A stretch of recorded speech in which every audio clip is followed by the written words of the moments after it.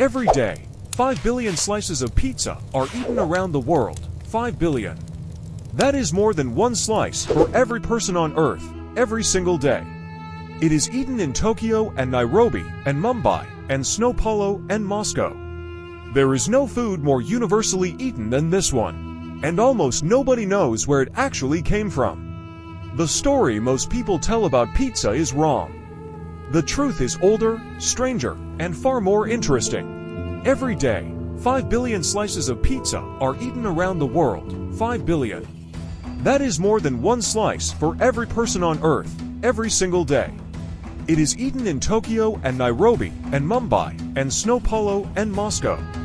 There is no food more universally eaten than this one, and almost nobody knows where it actually came from. The story most people tell about pizza is wrong. The truth is older, stranger, and far more interesting. Humans have been baking flatbreads on hot stones for at least 6,000 years. Archaeological sites across the ancient Middle East, Egypt, and the Indus Valley have all produced evidence of grain paste cooked flat on heated surfaces. These were not pizza, but they were the first sentence of the story. Because once you have a flatbread, the next question is always the same. What do you put on top of it? The Persian army of Darius the Great, campaigning around 500 BCE, used their battle shields as cooking surfaces.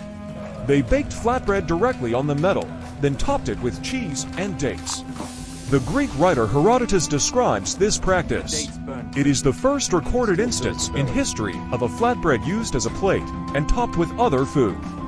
The Persians did not invent pizza, but they invented the idea of pizza. And that idea was about to meet the city that would change everything. In Pompeii, archaeologists have excavated over 80 thermopolia, ancient Roman street food stalls. Their menus included flatbreads topped with olive oil, cheese, garum fish sauce, onions, and herbs. Sold to working-class Romans who had no kitchens. The flatbread was cheap, fast, filling, and infinitely variable. The Romans ate it the way we eat pizza today, standing up, on the way somewhere, without ceremony. When Vesuvius buried Pompeii in 79 CE, it preserved the thermopolia exactly as they were. Menus still on the walls, food still in the pots, carbonized, but identifiable. Archaeologists found evidence of fava beans, fish, duck, and topped flatbreads.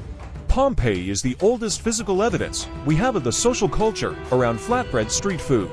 The ancient Greeks had a dish called plakountos, a flat-baked bread topped with olive oil, cheese, herbs, and garlic. The philosopher Cato described it. Aristophanes mentioned it. It traveled with Greek colonists to southern Italy, where it merged with local baking traditions.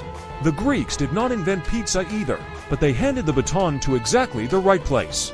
Naples was founded as a Greek colony, Neapolis, meaning new city, and it sat at a crossroads of cultures for centuries. Greek, Roman, Byzantine, Arab, Norman, Spanish, every empire that touched the Mediterranean also touched Naples. Each one left something in the food.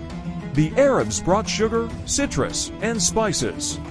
The Spanish would bring the ingredient that made pizza what it is. But that ingredient was still on the other side of the world. In medieval Naples, flatbread with oil and herbs was the food of the very poor.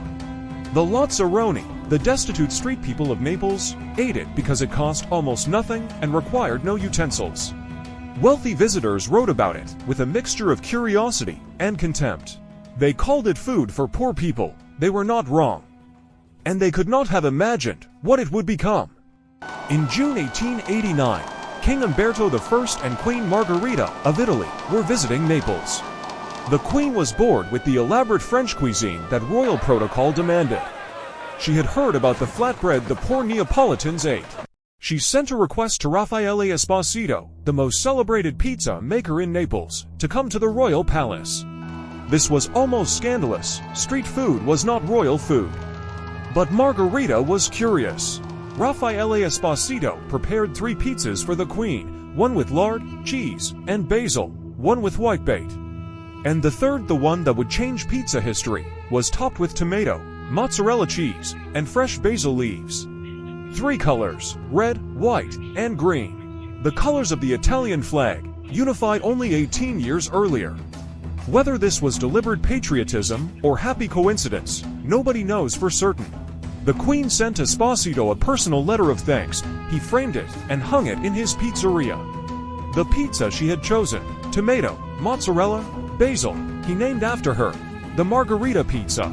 The royal endorsement transformed pizza overnight from the food of the Neapolitan poor into a dish that respectable Italians could eat without embarrassment. It was the first food endorsement in history. The Margherita pizza, made in Naples today, is made with exactly the same ingredients as the one Esposito made for the Queen in 1889. San Marzano tomatoes grown in the volcanic soil below Vesuvius. Fior di latte or buffalo mozzarella, fresh basil, extra virgin olive oil. That is all. The recipe has a protected designation of origin from the European Union. A true Neapolitan margherita is a legally defined object. Esposito would recognize it immediately. Today, every country that has encountered pizza has made it its own. Japan has mayonnaise and cream pizza. Brazil, the world's second and largest pizza market, has catupiry cream cheese and chocolate dessert pizza. India has tandoori chicken and paneer pizza. South Korea has bulgogi pizza. Turkey has lahmacun, which predates Italian pizza and which many Turks correctly say is the original. Every culture looked at a disk of dough and saw in it their own cuisine. Today, every country that has encountered pizza has made it its own. Japan has mayonnaise and cream pizza. Brazil, the world's second and largest pizza market, has catupiry cream cheese and chocolate dessert pizza. India has tandoori chicken and paneer pizza. South Korea has bulgogi pizza. Turkey has lahmacun, which predates Italian pizza and which many Turks correctly say is the original. Every culture looked at a disk of dough and saw in it their own cuisine. Today, every country that has encountered pizza has made it its own.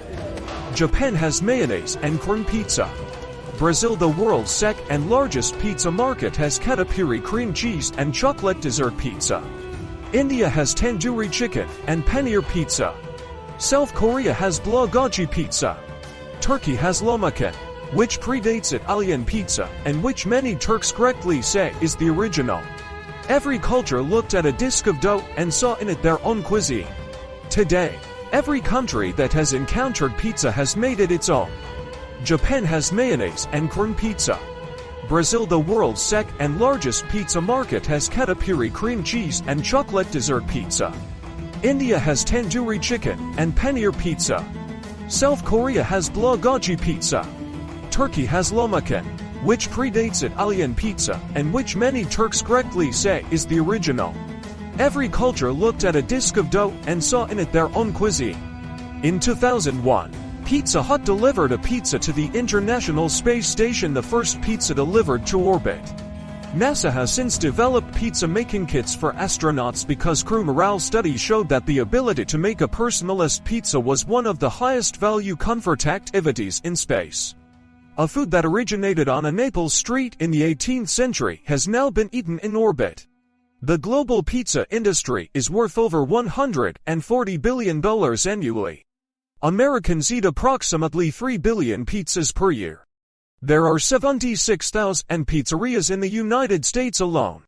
The pizza delivery market has transformed urban infrastructure. The pizza box, invented in 1966, changed how cities handle food distribution. A significant portion of the modern food delivery infrastructure exists because of pizza. In the 1520s, Spanish conquistadors returned from Mexico carrying a strange fruit the Aztecs called tomato. When it arrived in Europe, the reaction was almost universally negative. It looked like deadly nightshade. German botanists labeled it potentially poisonous. The English called it the love apple and treated it as an ornamental curiosity.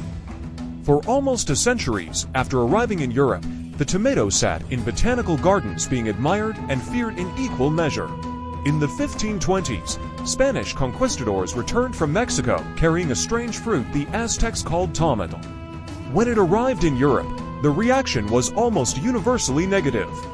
It looked like deadly nightshade. German botanists labeled it potentially poisonous. The English called it the love apple and treated it as an ornamental curiosity. For almost a century after arriving in Europe, The tomato sat in botanical gardens being admired and feared in equal measure. In the 1520s, Spanish conquistadors returned from Mexico carrying a strange fruit the Aztecs called tomato. When it arrived in Europe, the reaction was almost universally negative. It looked like deadly nightshade. German botanists labeled it potentially poisonous. The English called it the love apple and treated it as an ornamental curiosity.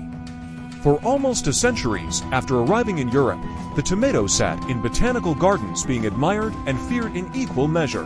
In 1830, a pizzeria called Antica Pizzeria Portalba opened on a Naples street. It is still there today, the oldest continuously operating pizzeria in the world. It formalized what had been happening informally for decades: the pizza maker, the wood-fired oven, the standing customers, the topped flatbread sold by the slice. The pizzeria was born, and once it had a home, it began attracting visitors from above the social scale. The wood-fired oven is not incidental to pizza. It is the reason pizza exists the way it does. A Neapolitan pizza oven burns at between 800 and 900 degrees Fahrenheit, 4 times hotter than a conventional kitchen oven.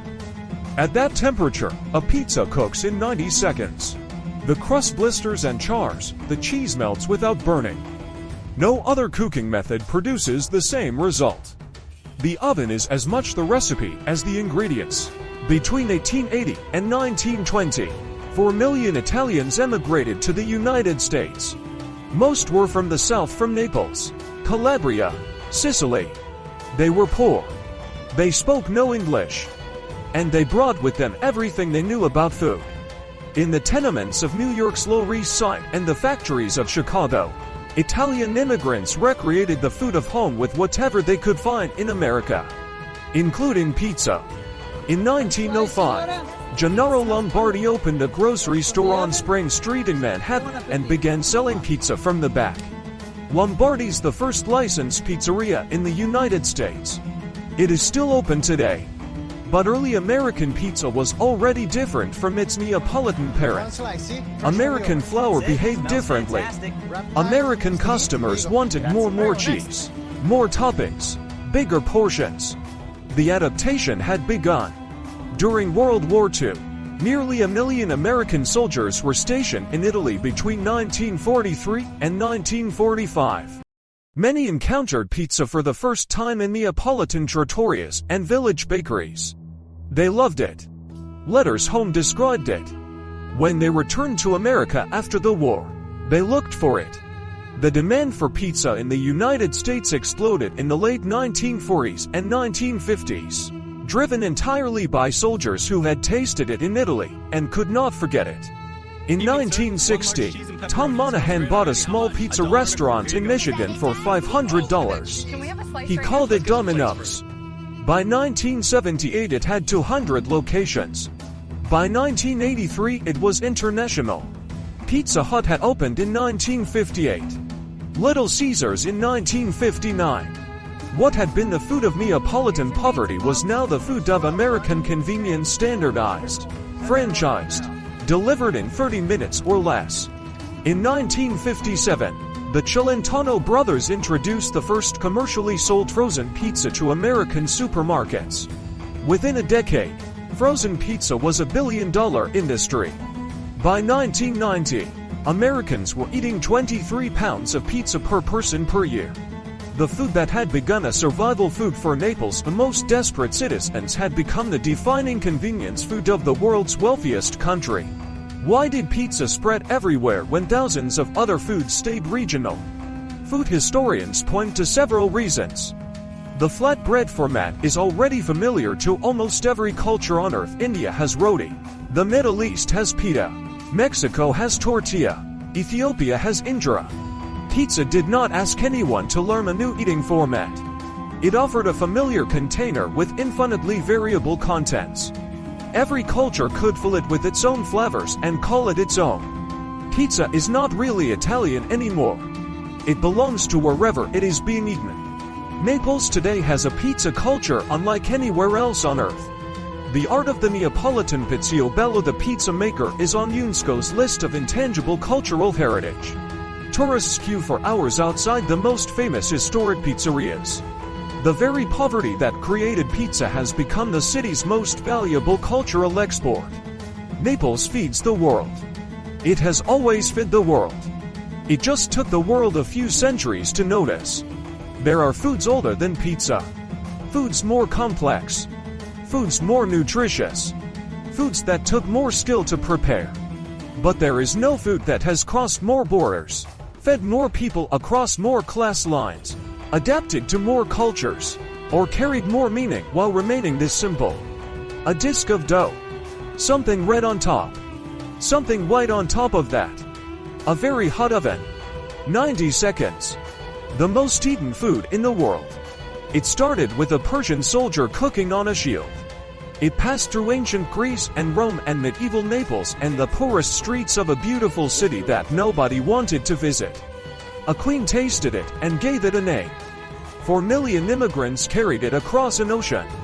A world war introduced it to a generation. The frozen food industry mass-produced it. Japan added mayonnaise. Brazil added chocolate. And through all of it, the thing itself remained simple. Dough. Heat. Something on top. An idea so obvious and so perfect that every civilization on Earth, given enough time, arrives at it independently.